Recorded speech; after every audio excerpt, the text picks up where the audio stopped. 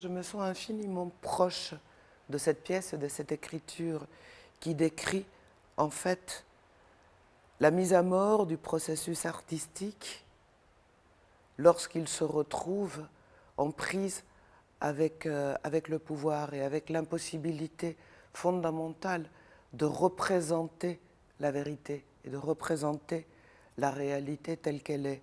C'est l'histoire d'une femme peintre pendant la Renaissance, en 1571, à qui on commande l'exécution d'un tableau monumental pour glorifier la bataille de Lépante, c'est-à-dire la victoire de Venise sur l'Empire ottoman. Et ce qu'elle fait, en réalité, c'est parler de la guerre, parler de la destruction, parler de la mort, parler du sang, parler de ce que c'est, de ce qui rend inhumain tous les êtres humains à un même moment de l'histoire.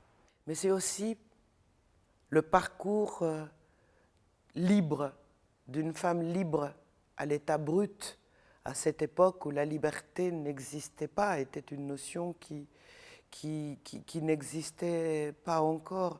On la voit effectivement évoluer à travers son travail de peintre, à travers cet acte de peindre en permanence, on la voit évoluer dans sa vie privée, dans sa relation à l'amour, à la famille, à sa propre fille, à la société telle qu'elle est, aux dignitaires qu'elle doit peindre.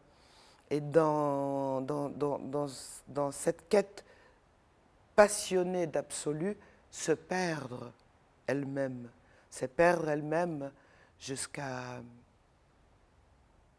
transiger sur le destin du tableau. Et ça, c'est une chose d'une puissance extraordinaire. La possibilité que notre société a de digérer, d'engurgiter et puis digérer toute subversion, quelle qu'elle soit et d'où qu'elle vienne, pour la recracher comme de la culture d'État. Je crois que le personnage principal de cette pièce est la peinture, est vraiment la peinture.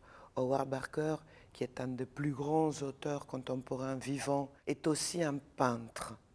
La langue de Barker est une langue très particulière qui a trait au même temps à l'intime et en même temps à l'épique, et parfois dans la même phrase. C'est une langue crue et cruelle, animale et en même temps extraordinairement sophistiquée.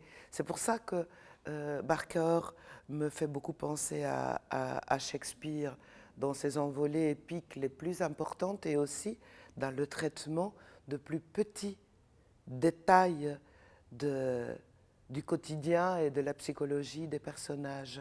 Et en même temps avec un humour que j'envie et que j'admire.